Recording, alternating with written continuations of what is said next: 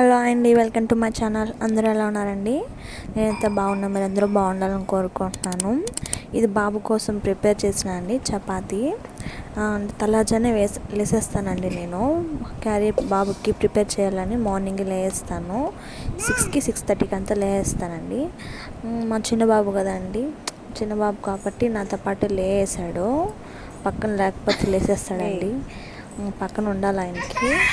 అందుకని నాతో పాటు లేసేసాడండి. చపాతీ పిసుకుతా అంటే నాతో పాటు తను కూడా చూసి ఎంజాయ్ చేస్తూ తను కూడా ఎత్తుకొని ఆడ తింటున్నాడు. అదేదో తిండి వస్తాను కాదు, నాన్న తినకూడదురా అంటే ఇకపోతే ఏడుస్తున్నాడు. మళ్ళీ ఇచ్చానండి, అడుగుతున్నాడు అనేసి. ఇస్తే ఏమో ఏడుస్తున్నాడు. అందుకని నేను గబగబా టైం అయిపోతుంది కదండి, గబగబా చపాతీ అయితే ప్రిపేర్ చేశాను. ఇది లాస్ట్ అండి, లాస్ట్ చపాతీ చేసేసాను. తనకిస్తే నేను ఎలా చేస్తున్నానో అలాగే చేస్తున్నాడు. అందుకని నేను లాస్ట్ చపాతీ అయితే ఇచ్చాను.